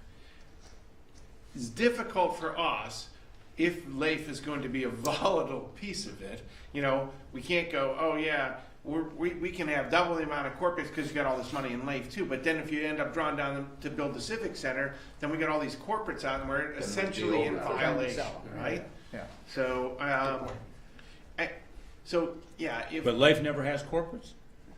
No, LAIF no, doesn't no. have some It's- corporate. They do a kind of funky thing when Right. they do some internal lending from one state agency to It's like another an state overnight agency. lending. LAIF is a short-term. Yeah. But Um, no- I think but- some of that life is you gotta watch where that other agencies are. Yeah. I just think there's some risk there, but I don't know. But LAIF is I think there is state too. regulated. I mean, Especially it's Yeah. it's watched by the treasurer. But they, I ran against. they the won't have trade, any I couldn't corporates? trust it. That's my question. I don't believe there's much. I don't think there's corporates in there. I So, really don't. so from, There might be corporates in from a commercial paper standpoint. So in that point, there may be some corporate exposure. So there may be short-term commercial paper pieces in there. In that they do some short-term commercial paper borrowing. So, you know, just as many people lost money in PG&E or in Lehman Brothers commercial paper as lost it in medium-term notes. So it's the same sort of corporate credit. So you have to be careful of that. But I don't think they I have was just a lot thinking of in corporate terms exposure. of how you know whether you're safe or Yeah, not. yeah. The problem Sounds with, like it's not. the problem with LAIF is it's somewhat opaque. You don't get to know all the, I mean, here we're sending this report out. We actually send it to Robert every month. We have an online portal where you can go down and that's updated overnight. So you can go down any day and actually log onto it and see what your holdings are. What is the policy on the maturities of the corporate bonds? Right now, the total policy, the only limitation on maturities is the 5-year max. Max? Max is 5 years. Corporate? All bonds, all the bonds are limited to 5 years. Is that statute? That's statutory. That seems short, It, especially for OPEB. well, these are OPEB non-OPEB funds, doesn't these have are, no these limits, are but- only operating funds, right? Right. Yeah. And you gotta remember, those operating funds, I mean, I don't think it's people short got in with trouble our by situation. going too long. Yeah. San Jose, city, maybe you remember City of San Jose now, you'd have to be around, this is for people who've been around for a while. So 35 years ago, 40 years ago, City of San Jose got in trouble because they went into too long-term bonds. Well, Orange County, I don't know what happened to them, whether they got filed. They were both in long-term bonds and they were in volatile bonds that were changing, their market value was changing. It was based on, they were derivative bonds, so the market value was based on other types of things. Complicated stuff that we found don't it have. interesting yesterday that the mayor of San Jose was so proud that the city of San Jose, which must be 100 times larger than Atherton, had roughly the same operating surplus that we do. Ours is a little bigger. Yeah, he also has like a $330 million pension liability. Yeah, they do have a big Um, pension liability. Anyway, we have enough. I don't want to cut you off, No, but no. are you done with this? That's what I came to. That's what I came to talk about. But I'm happy to talk about any other pieces of the policy or portfolio. In general, our strategy this year is to bring that duration out, but we are sensitive to your cash flow needs and this corporate allocation. Quite frankly, as these bonds come due, we're going to be buying more corporate. So, you know, if you look at this portfolio 6 months from now, you're going to see a probably 30% corporate allocation. We usually like to give you a little room, so maybe it's 29%. but it's gonna be a mix. And when you look at the names on it, you're gonna recognize every name on there. You're gonna know exactly what everyone does in there. There won't be any mysteries. Where do you find the ESG ratings for or do you The guys main do one your is own MSCI. You have to subscribe to services to do it. We don't do it ourselves. We do it outside third parties. But MSCI, which is a big European outfit that does also European. The MSCI is the European index for European bonds. That's who we get our ratings from. All right, thanks. You're welcome. We actually have an ESG team. It's important stuff if you're gonna sell in Europe. No, and thank you. This will be helpful because a lot of times when we have conversations in the past year, it's always been, I've been trying to get corporate notes and we're unable to. Yeah, Because of. some of the restrictions, yeah. So, All right, well, thank you. It's wonderful to see everyone again. thanks very And much. my pleasure. Thanks for having me down here. So do you do Hey, it's the, always good to see you. do you do the Menlo Park Fire District as well? We don't. We do City of Menlo Park. Okay. You do what? City of Menlo Park. And The fire district's got all the money. They got all our money. That's the truth. All right, next item on the agenda is the kickoff of budget discussions for the coming year, which, because the year starts really in the middle of the calendar year, it's not that far away. Correct. Robert, you wanna? Yes. good luck, everyone. Have a good meeting. Thanks, Dave. Hey, Mike. Dave. We tell WITT, Joe. Thanks to see you.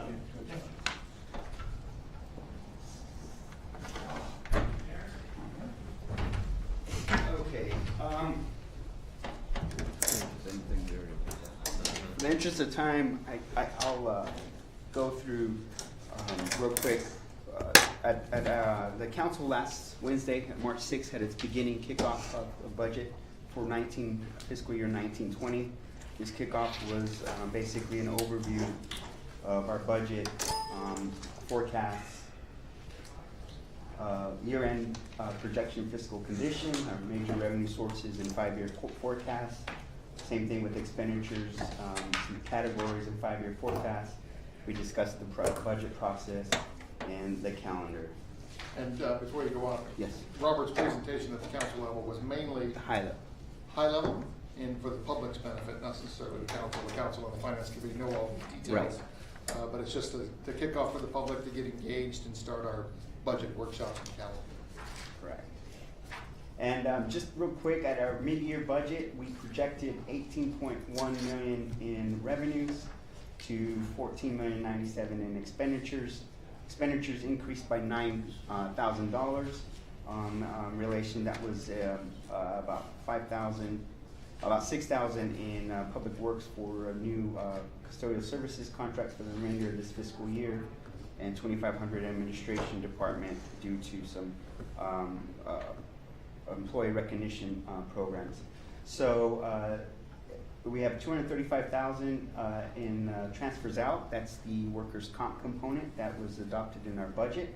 So at the 18, if you see at the far right, fiscal year 18-19, that includes ERAF. ERAF is in that 18 million number. ERAF came in at 1.6 million. This fiscal year, we projected 1,025,000. So the net increase, positive balance to the general fund is projected at 3.8 million. So at mid-year, our projected fund balance and reserves to 14 million in expenditures is our ending fund balance projected 18-19 fiscal year about 21 million.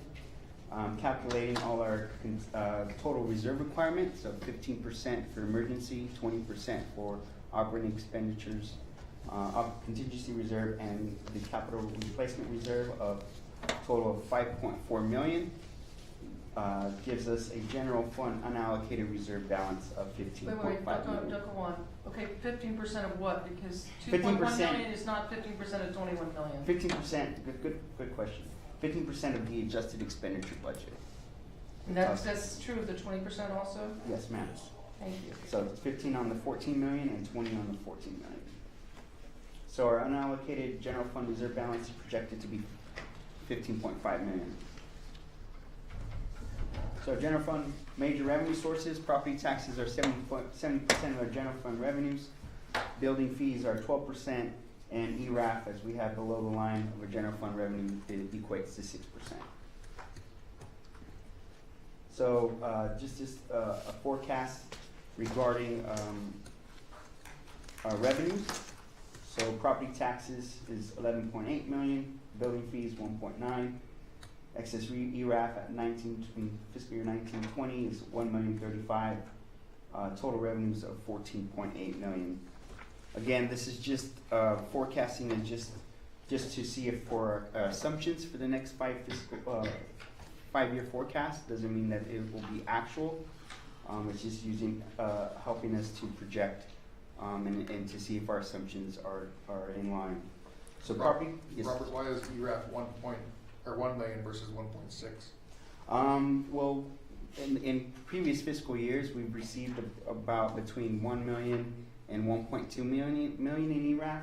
This year, we received 1.6 million in ERAF because there was a 28 million increased windfall to the San Mateo County and the underlying districts for the total within San Mateo County. So that's 28 million windfall this year. It equates to about 400,000 in additional ERAF. One time increase. You take out that 400,000 to that 1.6 million, we have about 1.2 million plus in ERAF, which is kind of where we've been in the last couple fiscal years. This is something we will look at. We feel that ERAF between 1 and 1.2 million is something that's a comfortable range in forecasting right now. Although, right here, we forecasted 1,035,000. Correct. Which is less than we budgeted last year. Yeah, last year I think we was, did 1,066,000. Yeah. last year, no, this year was 1,025,000. Last year in 17-18 was 1,066,000. Correct. Building fees are projected at, property taxes are projected between 3.5 and 4.5% in this 5-year forecast. In fiscal year 19-20, it's at 4.5%. And again, just to reiterate, this is due to our conversations with HDL back in the fall. So this is kind of right in line with the assessments. So I have a question on the building fees. Mm-hmm.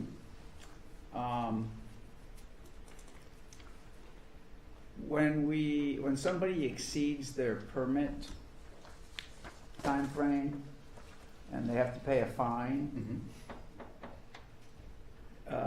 Does that money come in as a building fee and then get split with the building department subcontractor, or since it's a penalty, it's not part of the permit fee and it goes directly to our bottom line? It's a forfeiture to the town. It comes to us. It doesn't So that get $250,000 counted. came to us. Yes. All right, great. Okay. I don't think they wouldn't make the next one either. I have another question before you go. So our assessed property values have gone up pretty consistently Mm-hmm. Oh, I'm per your sorry. chart, right, in the 7% range. Correct. And I know, and that assessed property value increase on to is subject to the full off his chair. tax, right? Yes. Now that I So, know it wasn't the yellow stuff. That's obviously not the real fair market value, but that's the real assessed property value. And it's going up 7%, and the reason that we're forecasting 4% is, because we get so little of that. Yeah, I think a part of it is at least we get the 2% for CPI. Yeah, And then the other factor is just the increase in value growth. the value growth or, On the assessment of the increase in the property tax. So last year, when we talked to HDL, our assessed property value was 10.9 billion. So Right. for our property values, they said to increase 1%, our values would have to increase 109 million. And last year it was roughly 721 million. So Right. that's 7%. Right. So this year, I think we're just being cautious with that 4.5%. Again, it could come in higher. When we discussed at mid-year, our property taxes adjustment only increased about a little bit over 200,000. Last year, at mid-year, we increased our property taxes about 500,000. So we're kind of seeing not a complete slowdown. We're just seeing some compression. So I think that 4.5% is good to project. My assessment and I'm hopeful that it would be higher than that. Well, it has been for And the it has. last 10 years. Correct. Well, yeah, but the Exactly. market's definitely softened in the high end. Yeah, but the throughout thing the that impacts this isn't really the market so much. It's really how many properties are being scraped. Right. Because that's where we get this increased value more. I mean, there is that 2% on 1% I gain, but understand. it's how many properties are being scraped, and if you look at that pretty carefully, which I do every month, it is very consistent. In fact, it's gone up slightly, but it's very consistent. It's about 3 a month. Yeah. It seems to be accelerating in Lindenwood, I'll tell you. There's a Right. tear down. I think every block. Lindenwood's a more attractive place for people to actually build right now, so it probably is, but overall in the town, it's been very consistent at about 3 a month for actually 4 years. And remember, we're also a year or so behind, there's a catch-up. Right, so that's why I'm saying, we're gonna see these assessed property values change, not as the houses get scraped, but as the houses are completed. Right. And it takes them about 2 years to complete them, so we've kinda got 2 years of booked value that we haven't realized yet, but that's gonna be realized over the next 2 years. So we may not want to be as conservative. Well, I think as we budget, we can be conservative. I mean, that's what HDL recommended. I don't think that's a bad thing to do, but I think we can realize that in fact, there's probably a couple percent. Probably enough to do the quad gates. There probably is. I don't know about this year, but yeah, there That's a couple probably is. million. Robert, how much, just off the top of your head, how much is the gas tax revenue? Gas Since it's in they're here. planning on, the governor announced No, it's not in there. last Gas night tax that is he separate. was, Oh, yes. It's in if he's not happy with our housing issues, then Wait he's till gonna it is. withhold gas tax. Oh, it's in. So the gas tax is in its own fund. It's not part of the general fund. The gas tax, I Just guessing how much money. I think it was probably about 240,000. Okay. And I think a lot of it has to do with that SB1 money. In 1920, it's gonna increase a little bit to I think about 260,000 Okay. on the gas tax. So- And we'll have discussions further on that when we get to the special revenues That goes directly into and the our CIP CIP. fund. Correct. Correct. Yeah, because it goes for streets. And is that where we're All that. targeting What's that SB1 streets also? gonna stand The Yes. revenues? Mhm. For you, so, Yeah, yeah, and that'll be, and the increases will benefit definitely our street projects that we continue to make a priority, and it's helping us Yeah. significantly. When they increased the gas tax and the registration fees, did that increase that pot of money we get? Or did that all stay at the state level? It increases the pot of money we get, but a lot of it it's population driven, the way it gets divvied up. And so we get, we're a smaller 7,000 municipality. people's worth. Right. And again, the gas tax is not part of the general fund here, but we'll Right. have discussions on where we project in the next 2 fiscal years, because there's been some changes with the SB1 money. So the total gas tax for 18-19 from the state controller's office, which is pretty darn close, for Atherton is 153,000 for gas tax, but the SB1 additions for road maintenance and the TCRF loan repayment bumps that up to 274,000. Almost doubles it. I said about 269,000. So getting close. So, thank you, George. Our share. Which is significant. Before we used to get about 125,000, or close. I'm sorry, 200,000 in gas tax funds. So It's just an increasing allocation. more. Mm-hmm. It's just an allocation based on population or Correct. square footage. Okay. So again, ERAF is projected below the line. It has been in the last several fiscal years, and you know, we're just being conservative on those projections. So from 14.8 million in 1920 to 23-24 estimated forecast of 16.9 million. Doesn't mean that this is what we're going to realize. It's just again an assumption. So again, this just kind of shows the flow through of other general fund revenue sources, sales tax, franchise fees, business license, planning revenue, public works revenue. Majority of that is encroachment fees and permits. Yes, sir. I have a question. Other on this whole list is the second largest category. Correct. For the whole one. What includes other? Is that the gas tax we were just talking No, about? other includes interest. It includes interest is part of it. Property rental. Is that the for building play school. default? Is that the, And the building default falls in there. Correct. Traffic tickets? Police fines. Which traffic tickets. Building revenue is a component of that. You should do now. Not building revenue, I'm sorry. Interest revenue, play school. We have a cell site antenna is in there. Play school is about 78,000. Yeah, and interest. Since interest has been going up, we've been receiving some good interest income. Maybe if interest is equal to one of the others, you might put that in as a separate line item. Next time. Duly noted, will do. So again, this is what we project for all our other revenue. It's about 2.9 million to 3 million. We project conservatively between 1.5% and 2% in this forecast. General fund major expenditures, based on the operations, admin 7.2%, finance 4.8%. Again, police is a big component of our general fund expenditures. It's at 54.8%. The next biggest one is our public works department at 14.8%. Major components of our operational expenditures, our labor costs, we forecasted forward at 4%. meaning 4% growth? Correct. Pension costs, 1920, our local and miscellaneous is at 10.327%. Local safety, 23.65%. Just want to kind of just a note that we passed an amendment so we passed on an additional cost to the employee.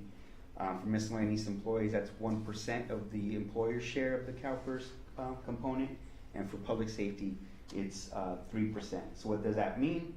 So instead of 10.3% for the public, for the town side, it's going to be 9.3%. Instead of 23.6% of the town side of this normal cost, it's 20.65%. So we passed on those costs to the employee. Robert, when you forecast forward at the 4%, does that 4% roll up everything below it? It rolls up. Yes, it rolls up the pension. Everything but the UAL? Yes, everything but the UAL. The UAL is considered separately only because we don't want to inflate based off of An already the UAL. inflated, no. Correct. Well, what about the increase in the discount rate? Is that reflected there? Increase in the discount rate or decrease? The PERS discount rate. The decrease, it's considered in whatever the rate, these rates that we have for 1920 are including the changes to the discount rate. The same thing with the UAL component. That's what we receive. We know these are actual real numbers for fiscal year 1920. 2021 are projected numbers, and again, those will change when the actuarial evaluations come out in August. From 2 years back. Correct. 2 years lag. But we are paying what we're supposed to regarding UAL and our normal cost. And we've made some headway in passing on those costs. Well, we trade. We raise salaries. And and then passed on an equal amount Correct. of cost. Major components of operational costs, we have professional service contracts, we have building contract and IT services. MCE, that's our component for the public works services that we provide throughout town, streets, parks, roads, and facilities. Bless you. Contract custodial services is another professional service contract. Park event services is another professional service contract. Planning services and legal services.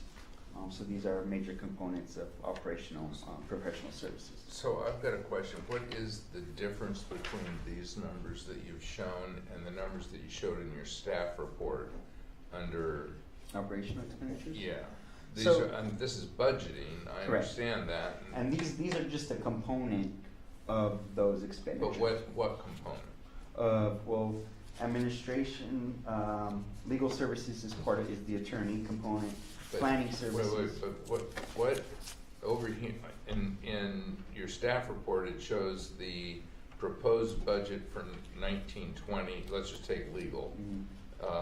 It shows it at 212,000, Mhm. and the operational piece is 154, so that's a $70,000 difference. We have we have a budget for outside services. So some of that is outside services. Attorneys, outside attorney This services. is just the inside contracting Correct. services. Correct. With That's Bill. Bill's contract for he Bill's uses. contract. And again, it doesn't, these projections don't mean. Did I do that again? Sorry. They Again, got these me excited when we're talking about lawyer fees. these are just assumptions, it doesn't mean across the board. No, but there's such a big difference, there has to be an explanation. Right. So in your staff report, for example, in planning, you show 288,000, and up here you show 190, that's $100,000 Actually, difference. it's about, the planning is about 225,000. The difference of that is just the operation, like, expenditures. One component is there's a share of the arborist in there, about $10,000 I see. is allocated there. Another thing is we have the noise element, And planning these are element, just the contract. Those are the contracts themselves. contract. Yeah, these are just major components of expenditures of professional services. Yeah. Okay. Yeah. And again, like we have IT services, that's about 119,000 a year, so that's part of our major. Yeah, the IT is fixed price, and Correct. but the building and contract is Is selling fixed. material. And IT is allocated across every, IT is in the interdepartment it's component. an interdepartment, Mhm. okay. Yeah, okay. So operational costs, again, assumptions of 3 to 4% per year. They're not, this component, this right here does not include salaries and benefits. This is just operational expenditure So component. that's what I was looking at. Yes, what you're looking on the staff report. Again, professional services, technical services, other contract services, advertising, utilities, supplies and materials, repairs, phones, technology. Paper and pencils. Exactly, is reflective in here.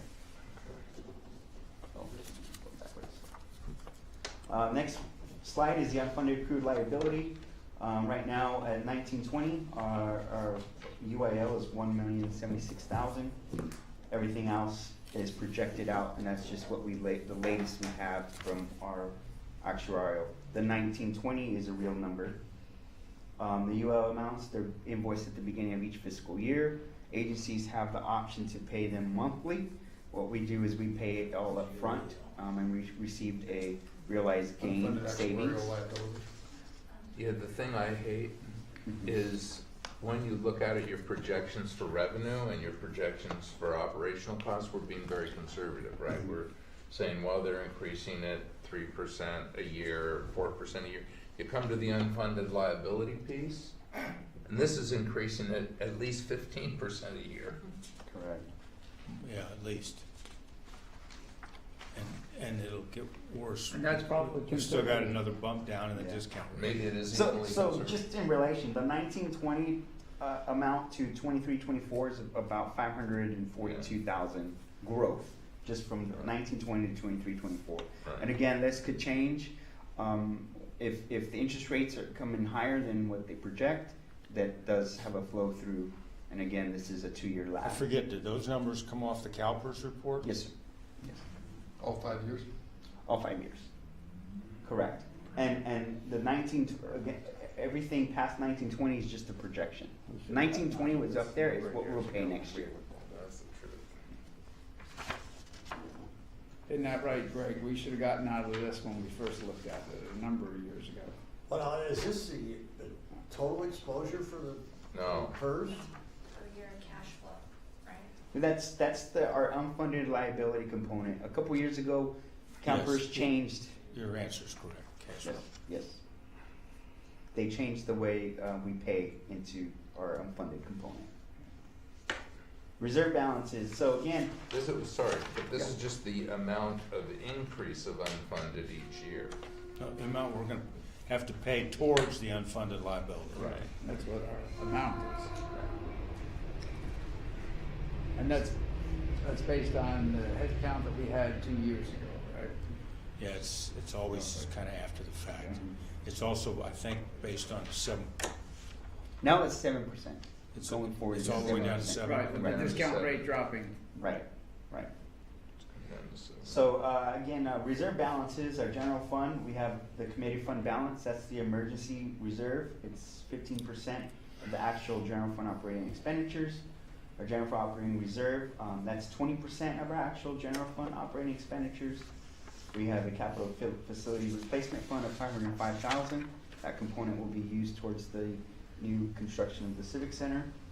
And again, anything outside of those balances is our unallocated fund balance, and it's not reserved or committed and not assigned. Previous year allocations, we used, we made an allocation towards our workers' comp, and we made an allocation towards our capital improvement fund for CIP projects, of which a portion of that is going to be a 4.5 million is going to go towards the Civic Center.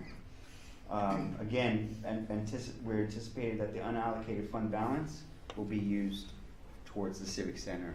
And at the beginning of that slide of the presentation, that was at 15.5 million is our 18-19 projected unallocated fund balance. So our operating reserve, how many months is that? So the operating reserve is about 2.5 months, because it's at 2.4 million. Is that standard? The standard is 3 to 6 months. When we had our meeting when we went over in January with our auditor, when we discussed the audited financials, the GFOA practice is between 3 to 6 months. Yeah, I thought it would be closer to 6. When we discussed the total general fund balance, it was at 17.1 million. So considering that, we have almost 12 months or up to 17 months worth of. She wasn't too reserve. concerned about it. No, correct. It was higher a number of years ago. We dropped it to this level, right? The operating fund balance, if I remember right, when I was originally on the finance committee, it was higher than that. Higher than the 20%? Yeah, those have been back Correct. 2009. I didn't think when you were originally on the finance committee, we had any money. Right. We Different did. problem, different problem. Yeah. So our reserve. That's a good one. So we have a Yeah, pull it, 35% sing off of it. reserve, and I think that's really kind of in the middle and above of what other agencies have. Okay, all right, no problem, I just wanted to know, that's like, cool. Because we talk about it at the trash board too, and they insist on having a larger one, but they're afraid that they're gonna have another fire. I thought we were putting 100,000 a year for quad gates. That was 5 years ago. That's when we had a different funding source. We took all that out. That's when we had the parcel tax. Yes, correct, thank you. Summary and forecast, so our net fund balance, we have a net positive fund balance of 2.9 million projected in 1920. Year revenues at 1 million. Again, these do not represent actual budgeted expectations year over year. It's just making sure our annual requirements, they'll be different, but this is just kind of see if our assumptions are in line looking out in the next couple of fiscal years. Good. Excellent. Operations budget discussion, we will have it on the city council's April 3rd study session. That's a joint meeting? That's a joint meeting with the finance committee. It was listed in the staff report, so it's at 4 o'clock meeting from 4 to 6 on Wednesday, April 3rd. We have a capital improvement budget. That's at the next study session, May 1st. Then we'll have another budget study session on June 5th to bring everything all back together and discuss if there's any other further questions. That'll include all our internal service funds, our revenue, our special revenue funds, CIP again, general fund operations again, and then bring it all back again at June 19 City Council meeting for budget adoption. Hopefully a swift budget adoption on the 19th. Depends on your PowerPoint. And that's the end. So, on the joint meeting, that's the month that we may be adjusting the time, is that right? Yeah, so that might be a 3:30 meeting based on Elizabeth's request. We'll keep the committee abreast of that time change. And again, in years past, I think the meeting has always been a joint meeting, but it wasn't mandatory. I mean, as far as having the quorum, there was times where we had the finance committee there, but there wasn't a quorum. So again, that'll still hold true. This is the April meeting? Yes, ma'am. Yes, ma'am. We'll still have a regular meeting in May, right? Yes, we'll still have a regular meeting in May, and that, let me think, on that calendar is, I think, the 12th. No, not the 12th. May? 12th, I think, is 14th. the weekend. 14th. Yeah, 14. Yes, our regular meeting for the finance committee will be May 14th, Tuesday, May 14th. Okay. So we'll have the April 3rd study session, time to be announced, and then the regular standing finance committee meeting on May 14th at normal time. Anything else? It's 4 o'clock, and that's Yeah, I mean, incredible it's probably timing. the longest Really finance committee nice we've had. job, Robert. Move to adjourn? Yes, please. Second? That's fast. All in favor? Aye. Thanks, everyone. Thank you for all, I coming. appreciate it. Good job. Thank you. See this article? Yeah. It was out there tonight. Oh, I didn't see that. The people about paying off to get the kids in Stanford and all that. So, In a college admission scandal? So the applicant residents are